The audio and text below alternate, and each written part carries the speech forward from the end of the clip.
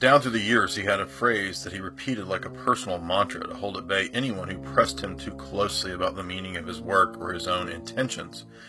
It came from an essay by H.P. Lovecraft, and like Stephen King, a popular manipulator of the occult, in all things that are mysterious, never explain, it said.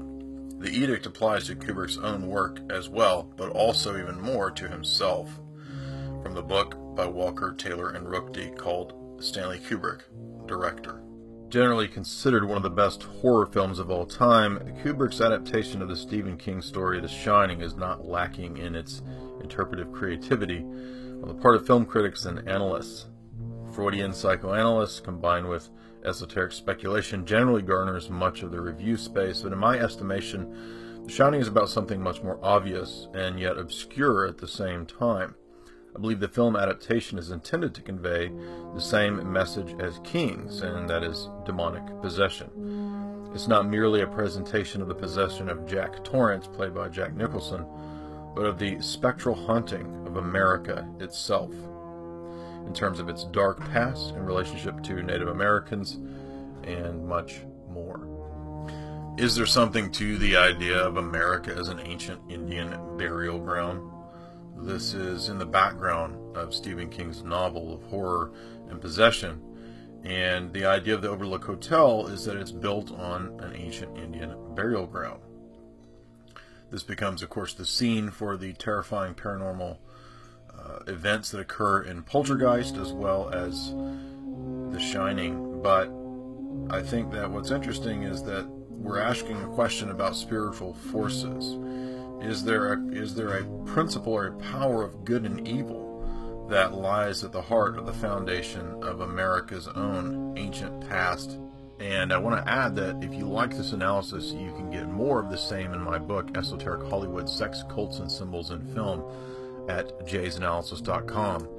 Esoteric Hollywood covers the biggest films and the biggest directors with 404 footnotes and 363 pages.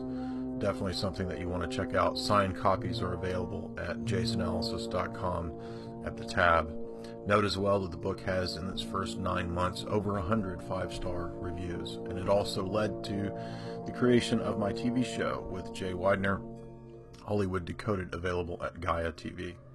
In the film, as we'll see, it's indigenous animistic spiritualism that undergirds the narrative, and it manifests as a form of generational curse upon Jack, as we'll see. Initially, the camera perspective appears to fly in from an aerial vantage point, as if we were viewing the scene from the perspective of a disembodied spirit or a demon. From the camera's angle, we can also see the lake, and the reflection suggests an as above, so below motif, where a lonely islet in the midst of vast mountains sits, reflecting the isolation of both nature and the isolation that Jack himself seeks as he flees to the Overlook Hotel to escape family life. Signifying isolation, Jack's desire to be rid of his family is thus conveyed by this natural landscape. The mirrors and reflections that we see here are also prominently displayed throughout the movie. And I think the point of this is that just like Alice in Wonderland mirrors connote the spiritual realm or another world or the psyche, we're going to be looking into that spiritual realm and into the psyche throughout this film. Hovering over the mountains, the viewer gradually comes to spot Jack winding towards the ominous Overlook Hotel in Colorado. Built in 1907, the site was chosen for its seclusion and scenic beauty, but there's a darker side of this locale. It seems to draw dark forces into its midst as a kind of spiritual vortex. While the hotel is real, we discover that in Jack's mind it begins to take on an otherworldly portal association. Jack has, in fact, chosen this location purposely for his writing. The story will be his next novel. However, the real story is not the novel, but the gruesome reenactment of a spiritual ritual sacrifice that is required for his imagined entrance into this Hall of Fame of the elite, the abode of the beautiful people and the jet set, as the film says. Arriving at the hotel, Jack and his new masters become acquainted.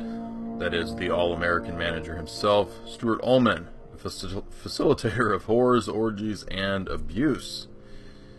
Yes, the interview scene conveys an overtly Americana facade that clues the viewer into the dual symbolism of the film, where the Overlook is both Jack's degenerating psyche and it's a microcosm of the United States. With a friendly, charming veneer, the baby boomer generation has a dark side that is portrayed both figuratively and literally in Jack's brutality at the mystic locale of the Overlook. In this scene, America is not baseball and apple pie, and manager Ullman's JFK-esque appearance masks his own potential to actually be a nefarious character. While surrounded by the icons of Americana, we see flags and paintings of Native American artworks that shows the displacement of the previous civilization. It's worth noting, as Rob Ager has shown in his documentaries, that the Playgirl issue that Jack is seen reading, oddly enough, at a hotel — why is a Playgirl laying out to be read at a hotel — actually deals with incest in that very issue. This is a big key to interpreting the film, because we learn that, of course, later on it is Jack who is incestuously abusing his son, Danny. Now, it's also important to see that the photos in Ullman's office appear to be the same that will conclude the film. Ullman reveals to Jack that the history of the caretakers involves a previous mass murder where cabin fever resulted in an instance of madness and violent outbursts. Danny, we start to learn, has a special talent by which he can actually presage the future, identified in the film's title, The Shining. Critics Walker, Taylor, and Rookde explain, highlighting my point about animism in Native American traditions, as follows. Carruthers, played by Dick Halloran, is a great casting success. His talent for shining springs from the animism associated with black culture. But Carruthers' features, ancient and weathered like the Easter Island monument, also lend more gravitas. He's the hero, although he is a sacrificial hero. Jack explains to Ullman that his wife, Wendy, played by Shelley Duvall, is a confirmed ghost story and horror film fanatic. As we see from the imagery in the Torrance apartment, Wendy actually shares an interest in the occult. This includes numerous books on witchcraft, as well as a notorious Catcher in the Rye book associated with several MK Ultra assassins. Because Jack has come to despise his family, he thinks that they are a stumbling block to his supposed greatness, and thus the dark depths of his subconscious will suggest, through the whispers of the demonic, that he could write a real horror story for Wendy and Danny. Following his father's job interview, Danny experiences a supernatural premonition, a seizure, and dissociating blackout, sensing intuitively that the trauma they are destined to undergo in the Overlook Hotel is soon to come. We begin to suspect that Danny has been abused, possibly sexually, as his alternate persona, based around trauma-based mind control, named Tony, lives in Danny's mouth and stomach, we're told. In my opinion, the usage of the inverted stars here on Danny's shirt intensify the reality of the demonic. It was used intentionally because we later discover that Jack has in fact physically and sexually assaulted Danny, resulting in his traumatic break and the mental creation of the multiple Tony. Interestingly, in accounts of indigenous religions and spiritual possessions, there are instances of spirits inhabiting certain areas and regions of the body in just this way. Indeed, as film analyst Rob Ager has correctly elucidated, the abuse appears to be generational, and intergenerational conflict shows in this way Freudian Oedipal envy, that is, Jack resents Danny, and will occupy much of this story. Ager is also correct in his insights concerning the cartoon programming that Danny has apparently received, as Jack will become the big bad wolf at the end, utilizing the Disney and nursery rhyme mantras during his psychosis. This is also why cartoons and cartoon characters are consistently displayed throughout the film, as you see here on the door. Numerous references are made to fairy tales such as Hansel and Gretel, as well as the classical works of mythology in regard to Theseus and the labyrinth's Minotaur. Fairy tales and mythical references are thus profuse, Ager is also perceptive to connect the old hag in the bathtub, as we see later in the film, to the classic notions of the seductive sea nymph or the siren who transforms into a hag, causing sailors to then crash upon the rocks to their despair and demise. This omen will appear and apply to Jack as he progresses down his path of possession. Looking over the books visible in Wendy's living room, we can see an interest in witchcraft in the books titled The Magic Circle and Mother Goddess. As the counselor learns that Jack dislocated Danny's shoulder in a drunken rage, we begin to wonder, is it maybe Jack who is the witch? Wendy, however, is partly to blame in all this for her naivety and enabling and overlooking the trauma that Jack has caused against Danny and against her better judgment. She tries to convince herself that Jack has changed and believes in his empty promise. Recall as well that the magic circle appeared in Kubrick's film Eyes Wide Shut that we highlighted in my other documentary video. It appears that Danny has arranged also, as we saw previously, the cartoon stickers in his room in a kind of magic ritual circle. Concerning the Minotaur and the film's art direction, critics Walker Taylor and Rookty note, Kubrick often positions Nicholson visually against extremely formal backgrounds. One image frames him in the abstract design of a wall tapestry, a Native American motif. It also resembles a printed circuit. It calls to mind the rigor of programmed information. No deviation is allowed. In another shot, Torrance looms above a model of a garden maze. This maze clearly alludes to the Minotaur myth, in which a monster with the head of a bull and the body of a man was kept in a labyrinth and fed on human flesh, cannibalism, until the hero, Theseus, killed it.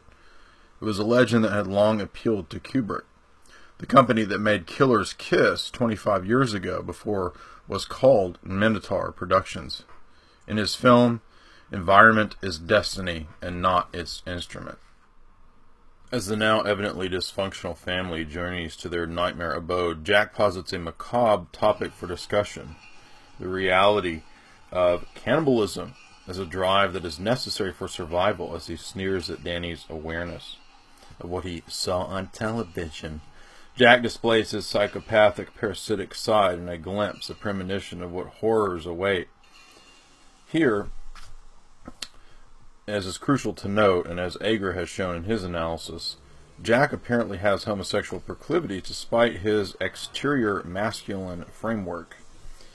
He is apparently playing a fatherly role, but as he tours the hotel, and as Ullman reveals the secret of the Outlook, we learn that it was formerly a getaway for the moneyed elites, for the Hollywood jet set and royalty, all the best people, we're told.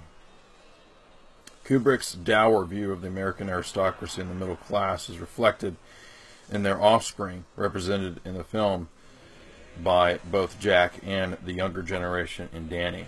The hotel is not merely a site for elite orgies or lascivious dalliances, but a representative sacrificial site where the dead are fed upon and feed upon parasitically the fear in living organisms.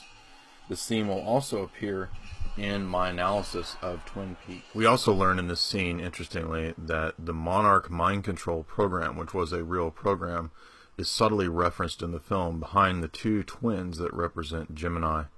Notice also behind the two twins there appears to be some sort of poster that looks like it has a minotaur or bull horns on display. Now, with this Monarch program being referenced, I think that it's fascinating that Kubrick was apparently aware of MKUltra mind control and its experiments done on children.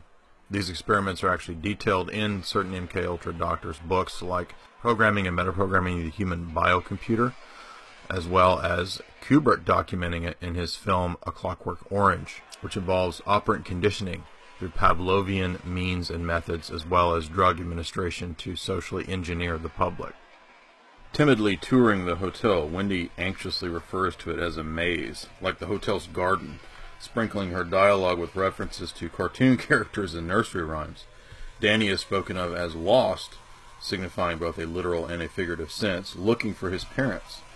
He has been abandoned, His parents, of course, fixate on the landscape, leaving him forgotten in the, quote, game room. Jack rhetorically comments on Danny's playfulness. "Did you get tired of bombing the universe, Danny?" Signifying Danny's representation of youthful American aggression in terms of his generation. The great Enlightenment experiment that sits upon the giant Indian burial ground, the United States, is also being signified here, I think, and Kubrick was very much a critic of Americanism, especially its foreign policy, as we can see in films like Dr. Strangelove, where the absurdity of mutually assured Cold War destruction and the Rand Corporation are lampooned. The Cold War great game was truly a game room of the theater of war, making Kubrick's critique of Western imperialism here appropriate.